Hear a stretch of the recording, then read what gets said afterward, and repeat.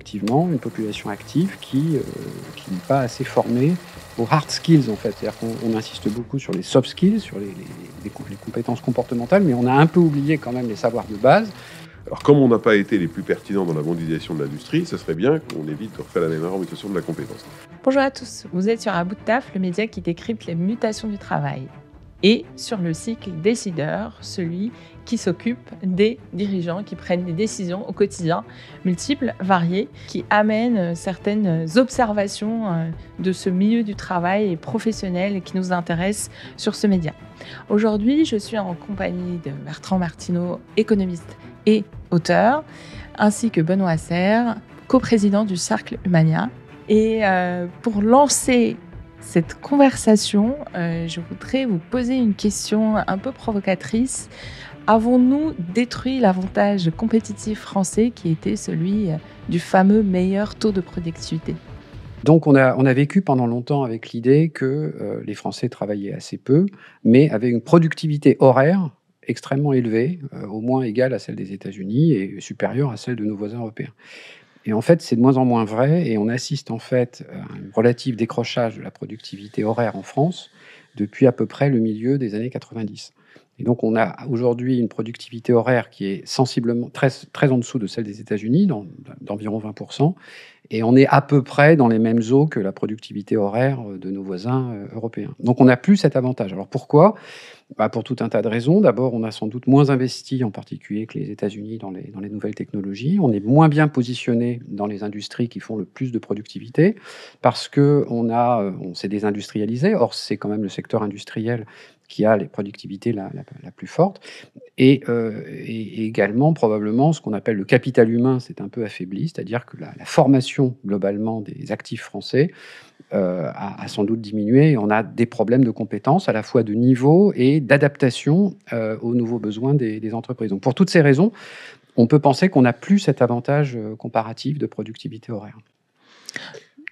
Non, je suis d'accord avec Bertrand Martineau, c'est-à-dire que je vais me concentrer sur ma partie, dire que le sujet de l'inadaptation en continu depuis des années de nos systèmes de formation, d'éducation initiale, supérieure, professionnalisante, se voit à un moment, parce que la productivité, elle est issue de plusieurs choses. D'abord de la compétence des individus, de l'adaptation, des outils dont ils disposent, mais également de la manière dont l'entreprise organise la production.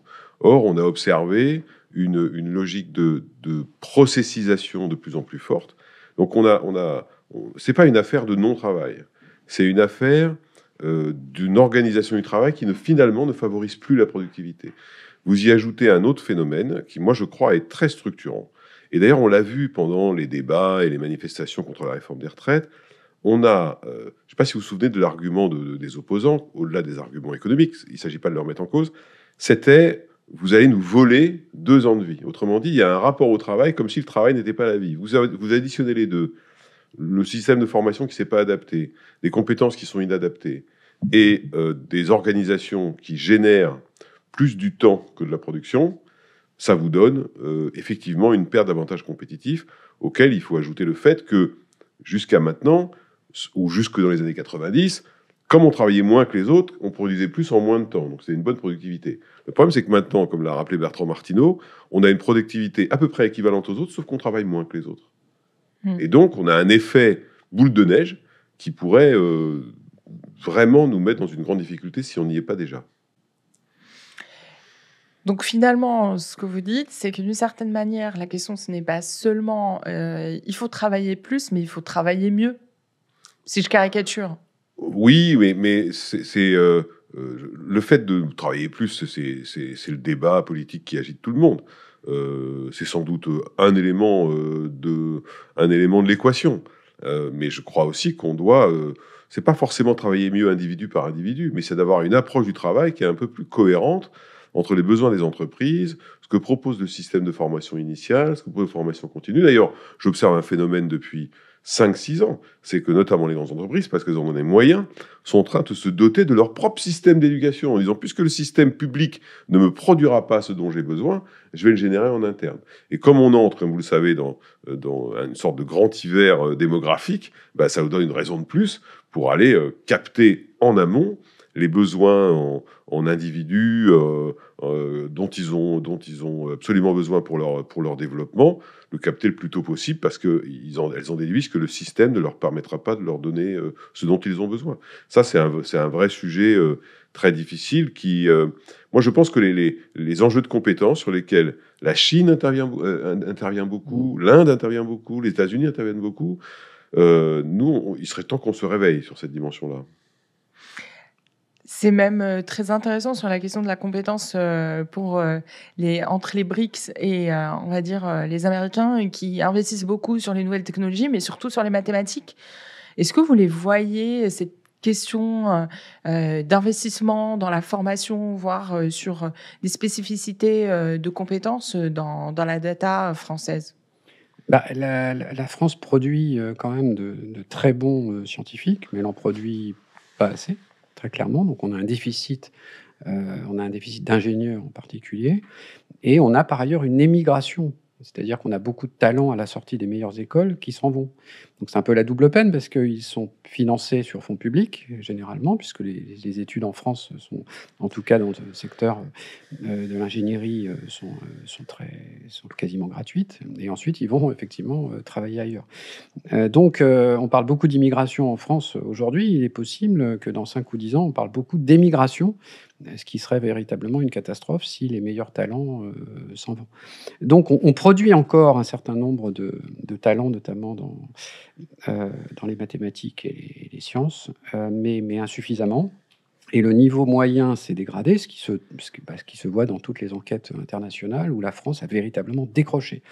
Alors, à court terme, c'est pas un gros problème, mais à long terme, et on y est probablement maintenant, on a effectivement une population active qui n'est pas assez formée aux hard skills, en fait. C'est-à-dire qu'on insiste beaucoup sur les soft skills, sur les compétences comportementales, mais on a un peu oublié quand même les savoirs de base, et les savoirs de base, notamment en expression écrite, orale, et puis évidemment en compétences scientifiques de base, en fait.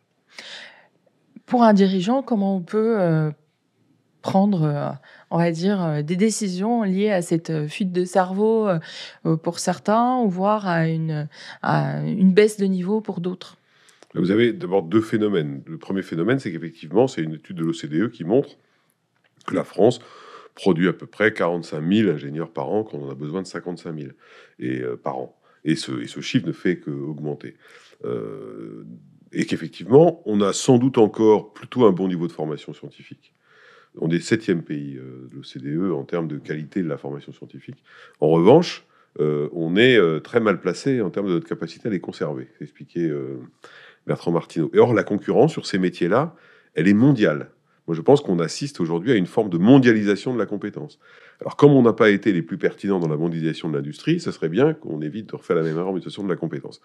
Comment les dirigeants font? Les dirigeants font, vous savez, une entreprise et ses dirigeants, ce sont des êtres pragmatiques. Ils ont des besoins.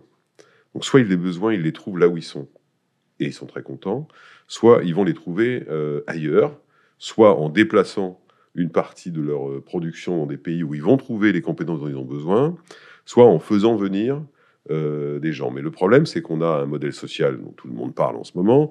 Je ne vais pas remettre en cause sa qualité. Par contre, on sait très bien que c'est un modèle social coûteux. Or, cette mondialisation de la compétence, elle crée une concurrence sur ces sujets-là aussi. C'est pour ça que je pense que pour l'Europe, et en particulier pour la France, le fait de viser l'excellence, c'est la seule réponse crédible possible au fait qu'elle a un modèle et un coût social plus élevé qu'ailleurs. Il n'y a pas d'autre alternative. Et donc les dirigeants, qu'est-ce qu'ils font aujourd'hui? D'abord, ils essayent de générer, comme je disais tout à l'heure, en interne des dispositifs de formation. On a vu, si vous vous souvenez, il y a quelques années, on a ouvert la possibilité de créer des CFA d'entreprise. Ça a eu un succès phénoménal. Tout le monde a dit c'est une formidable réforme. Il faut se poser la question pour laquelle les entreprises se sont saisies de ça. C'est parce que c'était une manière formidable pour eux d'attirer des gens, de les former plus ou moins comme elles le souhaitent, et de les avoir après dans leurs talents du futur.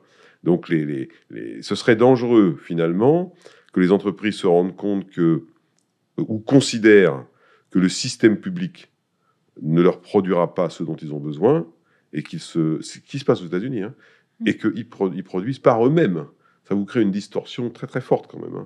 Et je discutais l'autre jour avec des gens du ministère de l'Éducation nationale qui expliquaient que ce qu'on appelle les CFA généralistes, donc ceux qui ne sont pas rattachés à des entreprises sont quasiment désertés. Parce qu'évidemment, les jeunes vont plutôt dans des CFA d'entreprise où ils savent qu'ils auront un boulot derrière. Donc c'est cet ensemble-là, je pense qu'on a un système qui a été très bien pensé pendant des années, mais qui aujourd'hui n'est plus vraiment adapté à la manière dont la compétence se joue. Et le dernier point, Bertrand Martineau l'évoquait sur les hard skills, il y a un autre élément très important, c'est la question de la durabilité des compétences.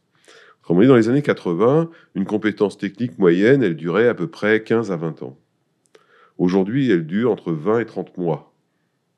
Ça signifie que les enjeux de formation continue dans les entreprises sont absolument considérables pour recruter des gens qui ont les savoirs de base et les comportements adaptés, et en même temps avoir la capacité de les former en permanence pour justement, s'appuyant sur leur savoir de base, toujours avoir la compétence dont on a besoin. Or, celle-ci est extrêmement mouvante. C'est d'ailleurs pour ça que la dimension comportementale, soft skills et tous ces éléments-là a son importance, parce que dans le poids d'un recrutement, ça pèse de plus en plus lourd, parce qu'on sait que les compétences purement techniques que la personne maîtrise pourraient être obsolètes.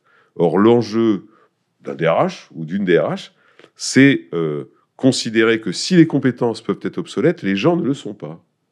L'enjeu de l'entreprise, c'est de ne pas rendre les gens obsolètes. Oui, mais est-ce qu'on a les moyens de se permettre cette non-obsolescence? Est-ce qu'aujourd'hui, on vise un idéal qui finalement n'existe pas? Et cette rentrée a été marquée par une punchline qui revient: ce n'est pas la grande démission, c'est plutôt la grande déception. Ah, ça, c'est un peu autre chose. On se déplace du sujet de la compétence sur le sujet du rapport au travail, dont Bertrand est un expert unanimement reconnu. Ah bah oui.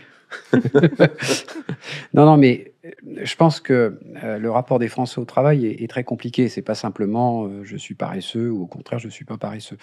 Moi, j'aime beaucoup ce terme de grande déception parce qu'il se trouve que les Français, probablement, enfin, si on en croit les enquêtes internationales, investissent, j'allais dire émotionnellement, plus que les autres, plus que les autres pays, en fait. Parce qu'en France, et ça rejoint, c'était une grande tradition culturelle, historique, derrière le travail, il n'y a pas que la notion de contrat, il y a aussi la notion de statut. C'est-à-dire que dans un pays anglo-saxon, je caricature, vous êtes dans un rapport contractuel, c'est-à-dire vous devez des choses à votre patron, il vous doit quelque chose, en particulier, vous payez. Bon, et tout le monde est content.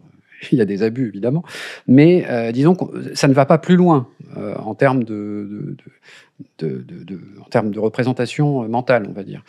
En France, le travail est davantage lié aussi à une reconnaissance sociale, à un statut. Autrement dit, le fait d'être bien payé, par exemple, ne suffit pas pour que vous soyez reconnu. Et inversement, il y a des métiers qui sont reconnus, valorisés, qui sont mal payés. Vous voyez, et donc en France, les gens investissent. C'est pour ça qu'il ne faut pas parler, comme beaucoup de sondeurs, de le travail est-il important ou pas, il a perdu son importance dans la vie des gens, etc. C'est pas comme ça qu'il faut poser la question. La bonne question, c'est est-ce que vous investissez autant émotionnellement dans votre travail ou pas? Et de ce point de vue-là, les Français investissent beaucoup. Et comme ils investissent beaucoup, eh bien, ils sont plus facilement déçus que les autres parce qu'ils attendent plus du travail que les autres. Ils en attendent de la reconnaissance sociale, ils en attendent de l'estime de soi, beaucoup plus, effectivement, que les autres pays. Et donc, c'est comme ça qu'il faut analyser, à mon avis, le rapport au travail un peu particulier des Français. Les Français sont à la base une société d'ordre, une société de statut, de corporatisme, et il en reste quelque chose. Voilà. Il en reste beaucoup. Oui. Bertrand, vous avez écrit le livre « Le travail et la solution » avec Franck Morel. Qu'est-ce qui vous a amené à cette intuition que c'était le bon moment d'écrire le livre?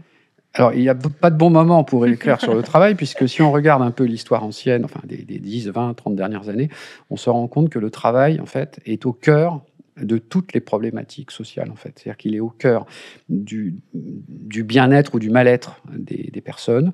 Il est au cœur de l'identité sociale, de la représentation que les gens se font d'eux-mêmes. Il est au cœur, évidemment, du financement de notre état social, de notre protection sociale. Et donc, il est un peu au cœur, finalement, de la plupart des débats. Alors, c'est vrai qu'il a été obscurci pendant de nombreuses années par la question de l'emploi, qui, au passage, n'est toujours pas réglée. On a toujours un taux de chômage important, un taux d'emploi des jeunes qui est faible. Et donc, on s'est concentré sur la lutte contre le chômage, et à juste titre probablement, mais on a délaissé la dimension du travail et la réflexion sur le travail. Et j'en veux pour preuve que, en fait, c'est un objet qui est, à mon avis, essentiellement politique, parce qu'on ne construit pas une société de citoyens éclairés et rationnels sur des travailleurs, sur une société de travailleurs frustrés et mécontents. Donc c'est une question éminemment politique, qui n'est pas qu'une question sociale. Et il se trouve que les différents partis du spectre politique se sont un peu désengagés de la question du travail. Pour caricaturer, à gauche, on s'est mis à critiquer le travail en disant finalement que l'objectif était de travailler le moins possible. Donc ça a été la retraite à 60 ans, ça a été les 35 heures.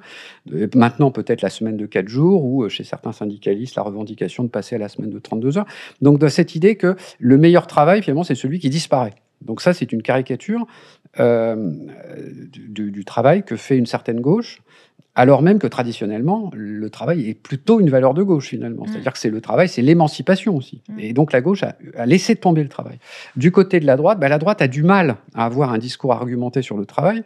D'abord, elle est soupçonnée d'être toujours du côté de l'employeur, du capital, du patron, etc. Et puis parce que la droite est souvent obnubilée par la question de l'emploi, c'est-à-dire il faut créer des emplois sans trop se préoccuper finalement de la condition du travailleur. Et finalement, le mot travailleur, qui est un très beau mot de la langue française, est utilisé finalement ni par la droite ni par la gauche. On parle d'ouvriers, on parle d'employés, on parle de catégories socio-professionnelles. On parle plus de ce mot de travailleur. Et c'est très dommage parce que la plupart des Français d'âge actif se considèrent comme des travailleurs. Voilà. Et donc c'est sur cette base-là qu'avec Franck, on a réfléchi finalement à la question du travail. Pourquoi il y a ce ressentiment? Pourquoi cette grande déception? Et puis, qu'est-ce qu'on peut faire éventuellement pour réconcilier les Français avec le travail? Oui, en complément, c'est vrai qu'on a une société du travail qui est totalement polytraumatisée par 40 ans de crise. Pendant des années, c'est plutôt ma génération, la crainte, c'était de perdre son CDI. Parce que son CDI structure toute votre vie. Essayer de trouver un logement sans CDI, de faire un emprunt sans CDI, etc. Donc on a l'objectif des politiques, l'objectif des gens, c'était garder leur emploi, presque indépendamment du travail qu'on exerce. Et cette différence entre l'emploi et le travail, aujourd'hui, elle pèse très lourd. La deuxième chose, c'est que comme la société du travail n'allait pas bien, notamment avec des taux de chômage records, on a beaucoup, et j'ai eu l'occasion non pas d'écrire un livre, parce que j'ai pas le talent de Bertrand, mais différents articles sur le sujet, à savoir qu'on a tellement réfléchi, condamné, légiféré dans tous les sens autour du travail, qu'on a oublié le travail. Le sujet, c'était comment... D'ailleurs, c'est intéressant quand vous soumettez un dossier à un CSE, vous parlez des conditions d'emploi. C'est quand même étonnant. Juridiquement, c'est la question des conditions d'emploi. Donc, il y a eu ce espèce de phénomène. Et ce phénomène, il a eu un autre effet complémentaire dans les entreprises elles-mêmes. C'est-à-dire que les politiques publiques, de droite et de gauche, l'obsession, c'était que les gens aient un emploi. D'ailleurs, vous vous souvenez d'un ancien président de la République qui avait annoncé l'inversion de la courbe, qui évidemment s'est jamais inversée, mais peu importe. Vous voyez, l'objectif, c'était la courbe. C'était pas le travail, c'était la courbe. Et ça a donné lieu dans des organisations publiques et privées à une multiplication des échelons hiérarchiques, comme ça on donnait un boulot à tout le monde, à une multiplication des process, des systèmes qui permettaient aussi de nourrir un espèce d'emploi finalement qui ne produit pas grand-chose. Or aujourd'hui, on a une configuration démographique strictement différente et on a des aspirations au travail qui ont évolué au travail et pas à l'emploi. Par exemple, la multiplication des échelons hiérarchiques, ça génère une baisse considérable d'autonomie de celui qui est tout en bas, puisqu'il y a plein de gens qui lui donnent son avis avant qu'il fasse quelque chose. Donc, un, il n'est pas reconnu dans ce qu'il fait. Deux, il a un peu l'impression de ne pas être autonome parce qu'il se prend des process, des contrôles, des reportés dans tous les sens. Trois, en plus, on a un sujet de salaire dans notre pays. C'est-à-dire que les évolutions salariales sur une carrière ne permettent pas une amélioration du statut social. C'est là où je rejoins Bertrand sur ne permettent plus, ce qui était le cas avant. Si vous prenez ces trois éléments-là, je trouve que des gens qui restent engagés dans leur travail, ils ont quand même beaucoup de courage. Donc voilà. Donc en revanche, les solutions existent. J'observe que beaucoup d'entreprises commencent à travailler sur leur déhiérarchisation, par exemple. beaucoup d'entreprises. Vous avez peut-être vu les annonces récentes d'un grand groupe de grande distribution que je connais bien, qui a décidé d'augmenter encore son système de partage de la valeur en distribuant des actions à la totalité de ses salariés qui étaient déjà actionnaires. C'est le groupe ADO, c'est Leroy Merlin, etc. Je connais bien, parce que j'y ai passé 10 ans. Donc c'est-à-dire qu'on voit que les entreprises commencent à... Vous avez des très grandes entreprises françaises qui, pour la première fois, ont mis en place des systèmes de souscription d'actions pour leurs collaborateurs il y a quelques années seulement. D'autres qui le font depuis des années, évidemment. Donc on voit bien que, petit à petit, tous ces éléments-là sont en train de se placer et qu'on est en train de se rendre compte. C'est pour ça que moi, je suis assez optimiste pour l'avenir.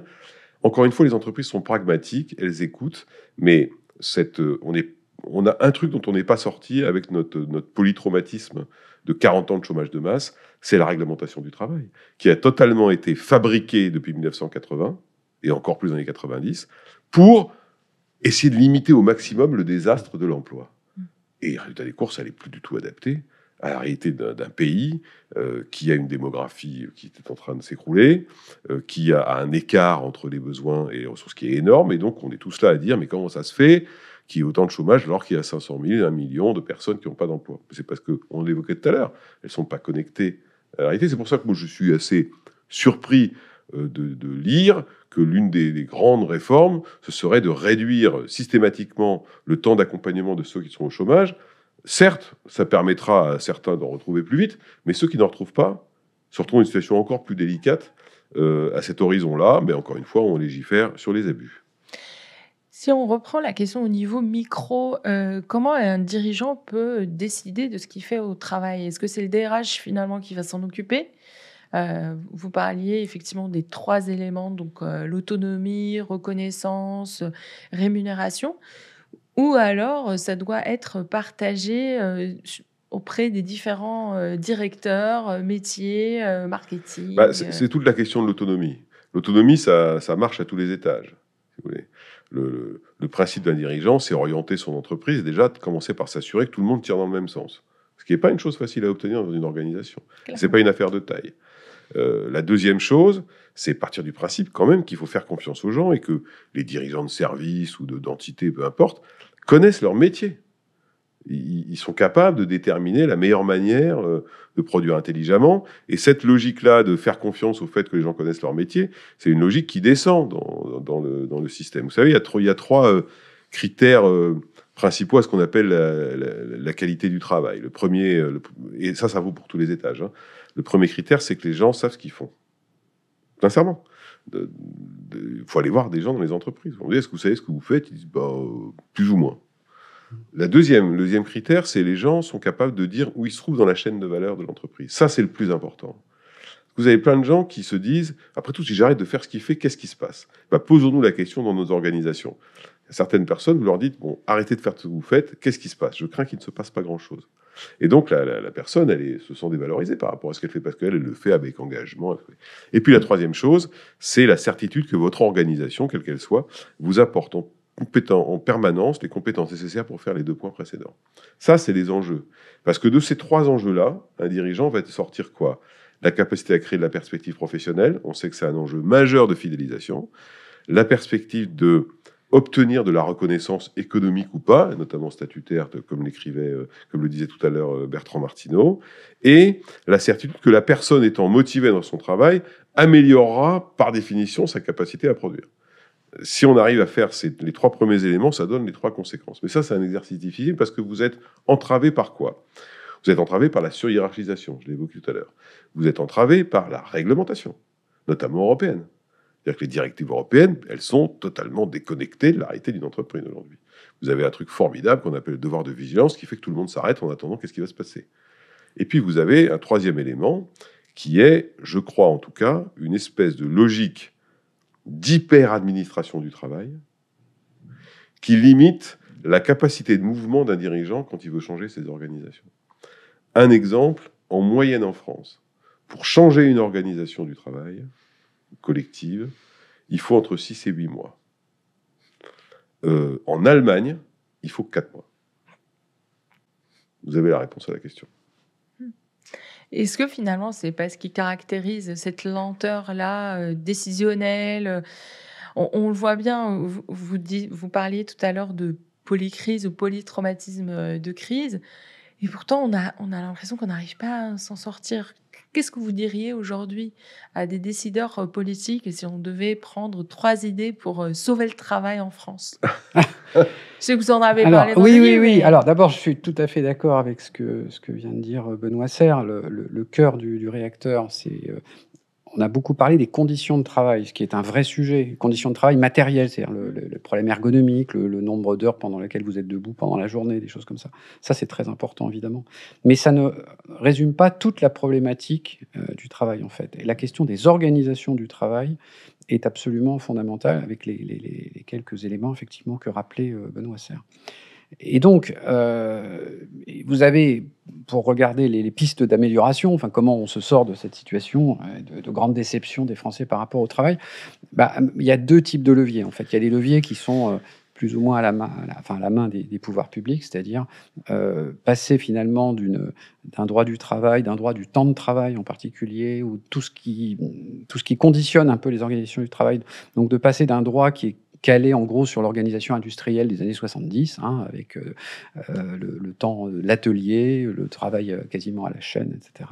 Donc déjà de passer vers moins de contraintes et plus de souplesse sur le temps de travail, l'organisation du travail, l'aménagement du temps de travail, etc. Donc là, il y a des choses à faire aussi bien sous l'angle réglementaire que sous l'angle du traitement fiscal et social, par exemple du surtravail, c'est-à-dire du travail supplémentaire, du rachat de jours de RTT, etc. Ce qui, au passage, réglerait un petit peu la question du pouvoir d'achat. Donc ça, c'est des décisions qui sont à la main, on va dire, des pouvoirs publics. C'est-à-dire d'avoir un environnement réglementaire et fiscal et social globalement plus favorable au travail, que le travail paie plus, évidemment, plus favorable au travail et plus favorable à la souplesse des organisations du travail. Et puis, il y a tout ce qui se passe dans les entreprises. Et là, ça ne se fait pas par décret.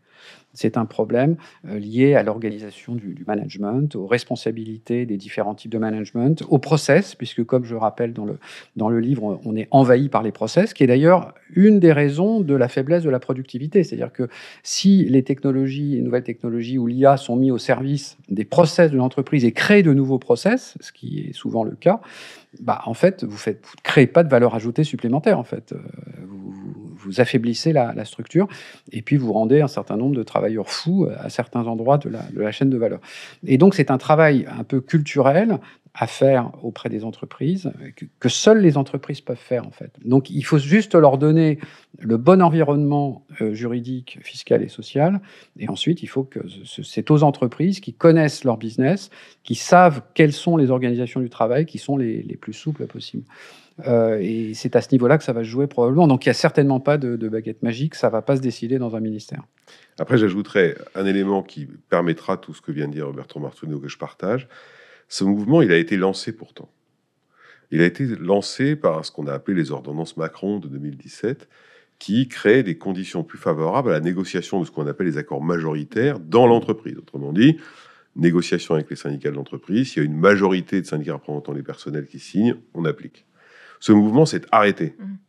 Or, pour aller dans le sens, si on veut donner de la liberté d'organisation aux entreprises, au regard de leurs contraintes, de leur environnement, de leur concurrence, le droit du travail, le code du travail doit se contenter de poser des garde-fous pour pas qu'on aille trop loin.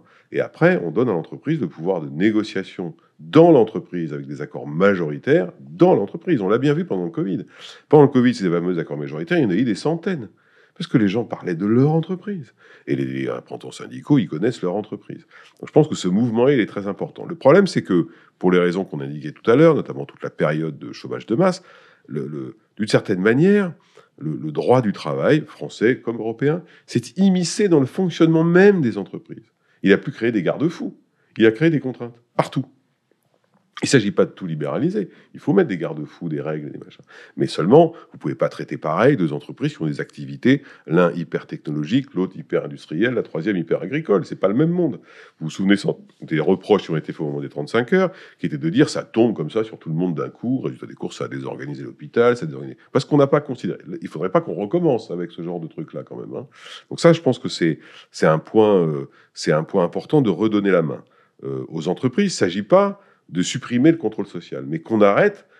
Moi, je préfère qu'on ait des négociations avec des accords majoritaires et avec des syndicats qui, de même que l'État, de même que les patrons d'entreprise en management d'ailleurs, doivent évoluer aussi, qu'on trouve des solutions dans l'entreprise, plutôt que d'avoir un espèce de système qui finalement est contraint par le haut, et comme il est contraint par le haut, il est globalisant, et comme il est globalisant, il est contraignant trop fortement sur des entreprises qui ont plus que jamais besoin de bouger et d'organiser.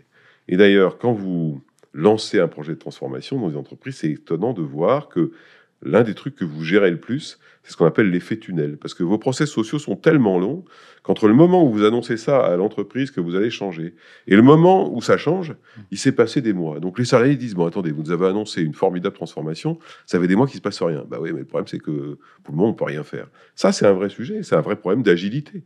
Alors il faut que tout le monde change. Les patrons d'entreprise ont leur capacité à transformer en expliquant pourquoi ils le font. Il faut sans doute qu'un jour on ait le courage, je ne suis pas sûr que la configuration politique qui soit la nôtre soit la bonne, pour changer certains éléments du Code du travail et que les syndicats évoluent aussi. Un dernier exemple, regardez la dernière directive de l'Union européenne sur la transparence salariale. Elle va certainement améliorer, et c'est une bonne chose, les sujets d'égalité ou d'inégalité de salaire entre femmes et les hommes. Mais si vous la regardez d'un peu plus près, vous vous rendez compte qu'est-ce qui va se passer, puisque, pour ne pas ennuyer vos auditeurs, cette directive, elle prévoit une évaluation de la rémunération, ce qu'on appelle lato sensu, c'est-à-dire tout compris. Et donc, ça veut dire que cette directive dit aux entreprises, alors attendez, on va surveiller l'équité de salaire entre tous les gens en intégrant la voiture, le bonus, la protection, tout, lato sensu, tout ce qui concerne. Ça veut dire quoi ? Ça veut dire que l'administration européenne, en l'occurrence, est en train de s'immiscer dans la liberté de politique de rémunération des entreprises. On va exactement à l'inverse de ce qu'il faudrait faire. Ça va encore créer bien sûr, des métiers, ça crée de la contrainte de partout. Et surtout, les gens vont vivre dans l'angoisse, les entreprises vont vivre dans l'angoisse d'avoir une sorte de recours collectif en disant il y a des inégalités salariales, il faut absolument... Vous vous rendez compte de qu'est-ce qu'elles vont faire ? Et ça va créer de nouveaux process internes, par ailleurs. Qu'est-ce qu'elles vont faire ? Elles vont aligner par bande. Et donc, vous allez à l'encontre de ce que, d'ailleurs, l'étude Les Jeunes et le Travail, sur laquelle j'ai eu la chance de participer pour l'Institut Montaigne avec Bertrand, les gens demandent de la reconnaissance. Et bien, ce système-là va égaliser tout le monde. Alors que je peux vous dire, comme praticien, que les gens disent non mais écoutez, moi je veux bien savoir s'il est mieux payé ou moins bien payé que moi, c'est pas le sujet. Est-ce que vous me payez à la hauteur de ce que je vous rends ? On se rapproche un peu du modèle anglo-saxon. Vous savez, aux États-Unis, on dit act and figures. Ça veut dire qu'est-ce que tu as fait et c'est quoi les chiffres ? Et je te paye. Alors c'est peut-être un peu brutal comme relation. Je dis pas qu'il faut aller vers ça, mais bon, entre ça et administrer le travail, je pense qu'il y a un juste milieu. On serait bien inspiré de trouver assez rapidement. Malheureusement, on a une configuration politique qui fait que là, c'est la grande glaciation. Et surtout avec la vague d'IA qui peut arriver incessamment sous peu et qui a déjà commencé à aider les dirigeants à faire des arbitrages. Je pense à, par exemple, l'étude qui est sortie cet été sur Stanford et qui notait que certaines entreprises américaines préféraient recruter des seniors et ne plus recruter des juniors parce qu'à poste équivalent, à tâche équivalente, à proprement parler, l'IA pouvait le faire. Avec cette vague qui arrive, qu'est-ce que une entreprise peut imaginer pour utiliser l'IA à bon escient pour créer de la valeur et non pas pour juste créer des process en plus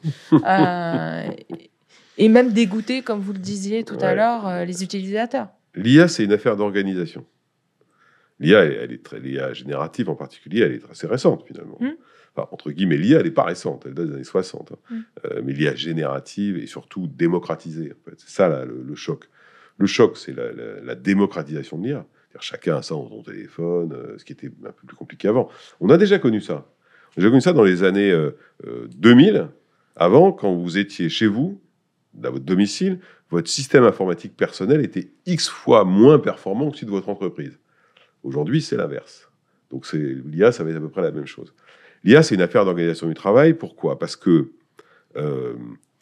au début, il y a une espèce de fantasme, parce qu'il y a une étude qui est sortie par je ne sais plus qui expliquait que l'IA allait faire gagner 30% de productivité. Le problème, c'est que personne n'a constaté cette amélioration de productivité pour une raison simple, c'est que l'IA ne remplace pas intégralement un métier. Il améliore la manière dont on le fait par petits bouts, mais la personne, elle est toujours là, donc il n'y a pas de sujet. Donc là, l'approche un peu brutale qui était de dire, en mettant de l'IA, je vais réduire mes effectifs de 30%, en gros, c'est fini.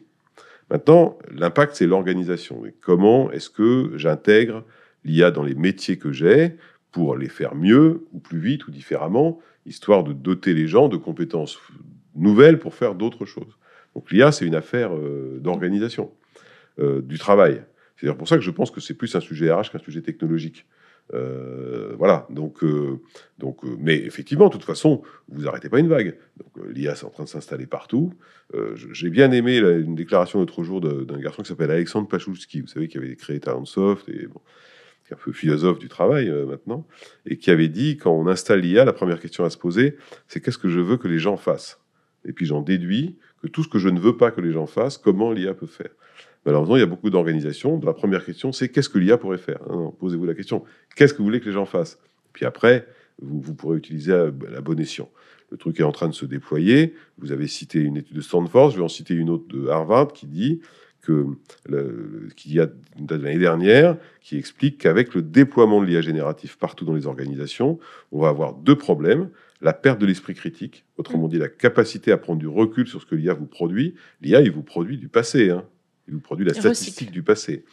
Et d'un côté, et la deuxième chose, c'est la capacité à apprendre, parce que l'IA, pour le coup, bouleverse les process, bouleverse Mais comme disait Bertrand, il s'agirait d'éviter qu'en installant l'IA, on installe ou la directive machin ou la directive truc, on installe plus de contrôleurs internes que de gens qui produisent. Qu'est-ce que vous en avez pensé en écrivant le travail et les solutions? Parce que si l'IA travaille, finalement, est-ce que l'humain va travailler? J'ai rencontré des personnes qui étaient déjà blasées en disant, mais dans tous les cas, il y a des métiers, on va devoir créer un revenu universel parce que l'IA va le faire à leur place, parce qu'il y aura des agents IA, des robots IA et que sais-je. Oui, alors déjà, sous l'Antiquité, Aristote, par une expérience de pensée, essayait d'imaginer ce qui se passerait si les tisserands étaient remplacés par les machines. Et donc, l'histoire est le cimetière des prédictions sur la destruction du travail par la technologie. Et ça n'est jamais arrivé. La technologie, globalement, a toujours créé davantage de travail, pas moins. Alors, évidemment, on peut se dire, oui, mais cette fois, c'est différent. Bon, peut-être. Mais en l'occurrence, comme le rappelait Benoît Serre, les chiffres mirobolants de productivité, puisque c'est de ça dont on parle, si le travail disparaît, qu'il est remplacé par les machines, ça veut dire que les gains de productivité deviennent infinis. Bon, moi je veux bien, mais ces dernières années, le moins qu'on puisse dire, c'est qu'on ne les voit pas dans les statistiques. Alors, il y a un frémissement aux États-Unis, il y a effectivement sans doute une augmentation de la productivité horaire qui reste quand même très inférieure, enfin en croissance, à ce qu'on a pu connaître dans les années 50 ou 60, à une époque où il n'y avait pas d'intelligence artificielle. Donc, la première réaction, c'est de dire qu'il faut être très prudent sur cette idée que l'IA va détruire en masse du travail, globalement. C'est vraiment... Voilà. Alors maintenant, il y a beaucoup de prophètes qui expliquent effectivement que l'IA va faire des gains de productivité gigantesques, etc. Mais souvent, quand vous regardez les auteurs, vous vous rendez compte qu'ils sont un peu en conflit d'intérêts parce qu'ils travaillent précisément, généralement, c'est des gens très compétents, c'est pas le sujet, mais ils travaillent quand même généralement pour des groupes, des GAFA ou les groupes qui produisent de l'IA, qui vendent de l'IA. Donc effectivement, l'idée, c'est plutôt de dire à leurs clients que si vous prenez ma solution IA, ça va vous faire énormément de productivité. C'est un peu le logique. Alors pour autant, il y a effectivement, comme d'ailleurs l'invention de l'électricité, qui est partout. Donc l'IA est une technologie généraliste en fait. Donc c'est pas un produit, c'est comme disait Benoît, vous l'avez dans votre ordinateur, dans votre smartphone. En fait, vous vous rendez même pas compte, comme l'électricité, que vous avez de l'IA partout. Bon, l'électricité n'a pas détruit le monde du travail et l'IA probablement ne détruira pas le monde du travail. En revanche, à l'instar des précédentes révolutions technologiques, elle va bouleverser le monde du travail, effectivement, de plusieurs façons. Elle va faire disparaître purement et simplement des tâches. Bon, donc là, il y aura sans doute des destructions d'emplois. C'est l'effet un peu moissonneuse-batteuse, c'est-à-dire, bah oui, vous avez détruit des emplois nets d'agriculteurs, c'est clair. Le deuxième effet qu'a rappelé Benoît, c'est finalement l'IA comme outil, c'est-à-dire que ça va augmenter la productivité de certaines personnes qui, par exemple, écrivent pas très bien ou difficilement, par exemple, et qui vont utiliser une IA qui va leur faire des textes parfaits, sans faute de syntaxe, etc. Et donc ça, c'est le travailleur augmenté, ça va faire des gains de productivité, c'est plutôt bon, sans forcément détruire les emplois. Je prends l'exemple du plombier. Je me trompe probablement pas en pensant que dans 20 ou 30 ans, il y aura encore des plombiers. mais ils ne travailleront pas de la même façon. Peut-être qu'ils détecteront les fuites beaucoup plus facilement, ils interviendront de manière plus rapide, plus efficace, etc. Bon, ils auront besoin d'une formation aussi différente de celle d'aujourd'hui. Et donc ça, c'est que du bonheur, d'une certaine manière. Et puis, il y a le troisième effet de l'IA, qui lui, alors, relève de la conjecture, c'est tous les métiers qui vont pouvoir être créés dont on n'a même pas idée. Voilà. Et c'est là qu'il va y avoir des ruptures. Je prends l'exemple de l'avion, par exemple. L'invention de l'avion, c'est pas plus ou moins de productivité, c'est autre chose. C'est de nouveaux marchés. C'est de nouveaux marchés, c'est l'explosion du tourisme, qui n'est pas forcément une activité à forte productivité, d'ailleurs. Et voilà, si demain on va sur Mars, il y aura un tourisme martien, il y aura tout un écosystème, toute une économie avec des emplois qualifiés, peu qualifiés, très qualifiés, qui se créeront autour du tourisme martien, par exemple. Et l'IA, c'est ça, en fait. Alors maintenant, on peut se faire peur et avoir un scénario 2001, l'Odyssée de l'espace, où effectivement les humanoïdes remplacent les humains. Mais là, c'est la disparition de l'humanité. Donc là, c'est pas un économiste qu'il faut s'adresser, c'est plutôt un auteur de science-fiction. Oui, mais c'est important de dire que la difficulté dans les grandes transformations technologiques comme l'IA, comme on l'a connu avec l'informatisation des années 80 ou autre chose, c'est la période intermédiaire. C'est entre le moment où des métiers disparaissent et le moment où des métiers apparaissent, et comment on fait. Ça, c'est un travail quotidien de plein de DRH dans plein d'entreprises. On appelle les aires de mobilité. C'est-à-dire comment je fais passer des gens du métier A au métier B, parce que le métier A se réduit et que j'ai besoin de plus de gens au métier B. Moi, je ne crois pas du tout à la disparition du travail ou de ce que vous voulez. Il y a même des gens qui ont expliqué que l'IA allait faire gagner 30% de productivité, donc on allait pouvoir passer à des semaines de 20 heures. Moi, je veux bien. Enfin, ça n'a jamais marché, en fait. C'est ça le problème. D'ailleurs, c'est curieux que l'IA le dise pas, puisque l'IA se passe sur le passé. Donc lui-même, si on l'interrogeait, il dirait non, on n'a jamais constaté que des avancées technologiques faisaient disparaître le travail et encore moins les gens qui travaillent. Donc ça, c'est un premier point. On peut le faire mieux, on peut le faire différemment, on peut le faire. Effectivement, ça crée plein de nouveaux métiers. Le moment dans lequel nous sommes, c'est la création de l'intermédiaire, si vous voulez. Moi, je me souviens, parce que je suis très âgé, donc je me souviens notamment de l'apparition des applis. Les applis ont bouleversé la relation commerciale, ont bouleversé la relation de gestion, ont bouleversé la relation même au travail, administratif du travail. Pourtant, par exemple, quand il y a quelques années, quand vous avez besoin d'un billet de train, vous alliez à la gare. Aujourd'hui, il n'y a plus personne ne pense aller à la gare. Est-ce que pour autant les gares ont disparu? Est-ce que l'intégralité des employés de la SNCF ont disparu? Enfin, non, pas du tout. Et est-ce que la SNCF a fait des gains de productivité? Est-ce que la SNCF a fait des gains de productivité? Je ne suis pas certain. Voilà. Donc, c'est pour ça que tout ça est plus... Alors, par contre, il faut intégrer l'IA comme une donnée très importante, effectivement une rupture technologique majeure. Certains disent que l'IA, avec sa puissance, notamment rédactionnelle, etc., est quasiment aussi importante en termes de transformation, que l'apparition de l'imprimerie. Peut-être, si on se replace un peu dans l'imprimerie, j'ai plutôt le sentiment qu'il y a eu de plus en plus de travail grâce à l'imprimerie que de moins en moins. Donc, mais c'est pas les mêmes. C'est vrai que les moines copistes ont un petit peu perdu en privilège au moment de l'imprimerie, mais bon, voilà, c'est pour ça qu'il faut prendre les choses plutôt positivement sur ce sujet-là et savoir l'accompagner intelligemment dans les organisations, notamment cette période intermédiaire. Et cet accompagnement, il est à la fois important dans la phase de « je passe d'une somme de métier à une autre somme de métier » dans chaque entreprise, mais pour l'évoquer tout à l'heure, c'est aussi le rôle des autorités politiques, pour le coup. Pour le coup, c'est leur rôle d'accompagner ce mouvement-là de transformation. Or, on ne peut pas considérer qu'elles le fassent avec un engagement particulier. Il faut se poser la question d'ailleurs de leur productivité. Du coup. Écoutez, sur ces bonnes paroles et le fait qu'on va poser aux politiques la question de leur bonne productivité. C'est une bonne question. Exactement. Je vous remercie, messieurs. Merci beaucoup. Et je vous invite, chers auditeurs et téléspectateurs sur YouTube, à liker et mettre des pouces bleus, comme on dit sur YouTube, partager et ajouter des étoiles sur les plateformes d'écoute de podcast. Merci à vous et rendez-vous au prochain épisode d'About Taf.